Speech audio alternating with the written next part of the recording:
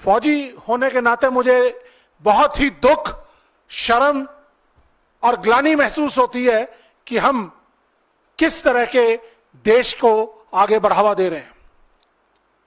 BJP के राज में जिस तरह से 10 साल के अंदर पिछले जिस तरह की घटनाएं बढ़ती चली जा रही हैं, महिलाओं के खिलाफ, आदिवासियों के खिलाफ, फौजियों के खिलाफ, जिस फौज के कंधे पे बंदूक रखकर ये हर तकलीफ की आड़ में फौज का इस्तेमाल करते हैं, और आज उसी सेना से संबंध रखने वाले हमारे सैनिकों से उनकी हिफाजत नहीं कर सकते। तो मोदी जी, मुझे शर्म आती है कि 10 साल में आपने ऐसा हमें देश दे दिया है जहां पे असहनशीलता, इनटॉलरेंस और इनडिसिप्लिन और क्राइम ही क्राइम है। और क्राइम किसके खिलाफ? फौज से संबंध रखने वाले लोगों के खिलाफ। ये ब्रिगेडियर साहब की डॉटर है, एक सक्षम व्यक्ति की डॉटर, सक्षम इंडिपेंडेंट महिला। अगर वो इस देश में, उड़ीसा प्रदेश के अंदर अगर वो सेफ नहीं है, तो मेरे ख्याल से कोई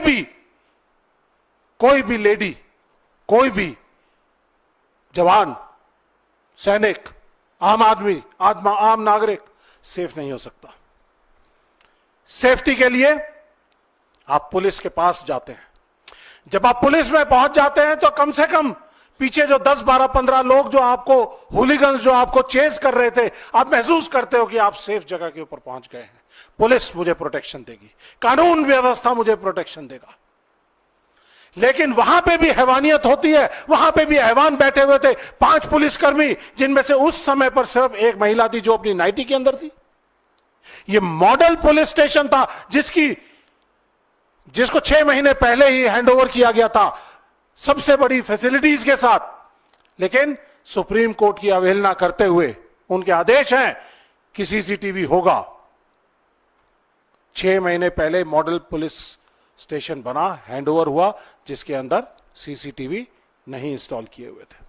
तो ऐसी जगह के ऊपर कैसे हम उम्मीद कर सकते थे कि हमारे लोगों को किस तरह से सेफ्टी महसूस होगी या सेफ्टी मिलेगी।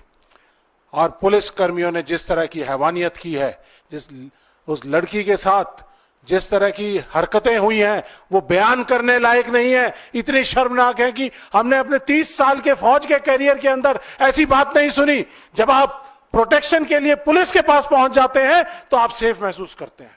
J&K में जब आप एक इस तरह की हरकत होते हुए, पुलिस वाले भी लोग जब हमारे J&K के अंदर, कैंटोनमेंट के अंदर पहुंच जाते हैं, तो चेज होते हुए भी पहुंच जाते हैं, तो सेफ महसूस करते हैं। हमने कभी उनकी अवहेलना नहीं की, हमने कभी उनका उत्पीड़न नहीं किया। लेकिन अगर ये हालात हमारे उड़ीसा प्रदेश के अंदर हैं, तो मोदी जी, हमें ऐसी सरकार आपकी वहां पर नहीं चाहिए। 100 दिन ही हुए हैं आपकी सरकार के, लेकिन उस 100 दिन के अंदर किस तरह की हरकतें हमने देखी हैं। जिस तरह से इन्होंने बताया कि एक सार्जेंट वैकुंठ प्रधान के साथ एक सही गाड़ी ना भेजने की वजह से उनके गवर्नर रघुवर प्रसाद जी के बेटे ने किस तरह से उसके साथ बदसलूकी की, मार पिटाई की, और पब्लिकली उनके लड़के ने भी और उनके साथ उनके साथियों ने भी। ये है गुंडा राज।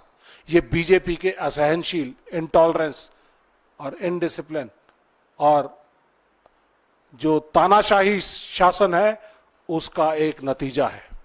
हमने नहीं देखा था ऐसा।